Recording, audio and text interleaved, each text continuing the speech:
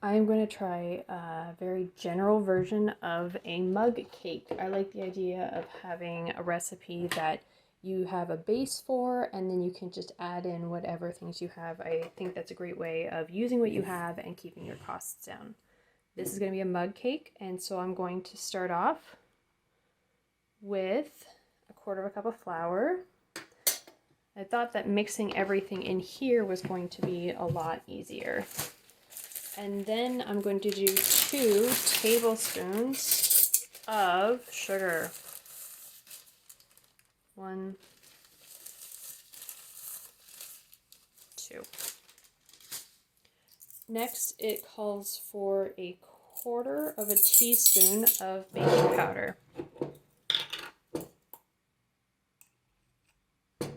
There we go. And I'm actually going to add, because I'm going to make this apple, even though the basic recipe doesn't call for it, I'm going to add 1/4 teaspoon. Hold on, just have to clean that one out. 1/4 teaspoon of cinnamon.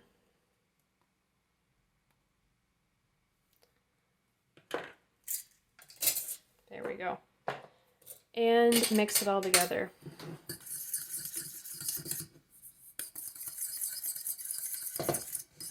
I love the smell of cinnamon. To this, I'm going to add 5 tablespoons of a mashed fruit. And obviously for this one, I'm going to add apple sauce. And I do want to make sure it's pretty much, oops, sorry about that. I do want to make sure it's pretty much exactly a tablespoon, because when you're getting the mashed stuff, you can really have a heaping tablespoon a lot easier than you realize. So there's 1, and there's 5. And what I do when I buy applesauce, because I use it as a replacement for a lot of egg recipes, I buy the big one. It's about, that big. But there's no way I could get through eating all of that as one person. So I freeze them in smaller jars. Applesauce freezes amazingly well. And then I just take it out as a snack or as an egg replacement. And it will last in your fridge for at least a week in my experience. Then, to this I'm going to add 2 teaspoons of oil. I've melted down some coconut oil. 1, oops, a little shy. 2.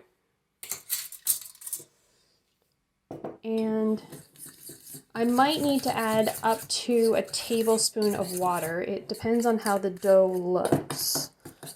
So just like when I'm making my bread, I try and remember that the dough has a lot more water in it than it might be letting on. And so you gotta really work it a bit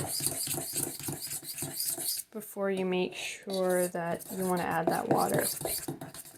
I need a spoon.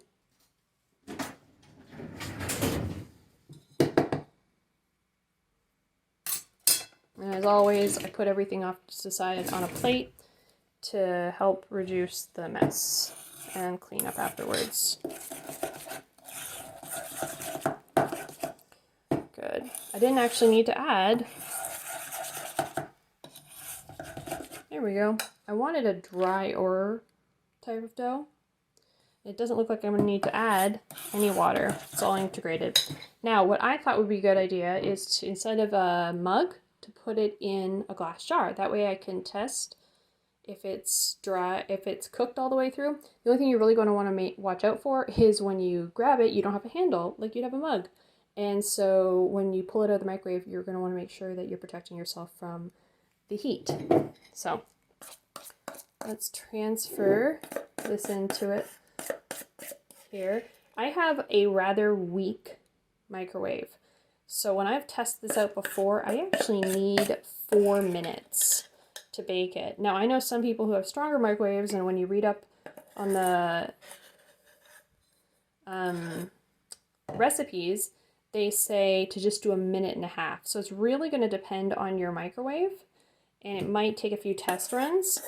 But I found even if they're not cooked perfectly for the test run, oftentimes you can just keep adding a bit of time and they'll come out maybe not perfect, but still quite yummy. Leave it up to your own discretion when you're eating it though, because you want to make sure that everything is cooked and safe to eat. There we go. Maybe level it out a bit. So I'm going to cook this for 4 minutes, and in that time I'm going to clean up my counter. I'll show you what the result is. Look at the masterpiece. Look how delicious that looks. Now it is very hot, so you're going to want to be careful, but I love the idea of practicing with a glass jar that I can see through to test how long I need to do it in my microwave.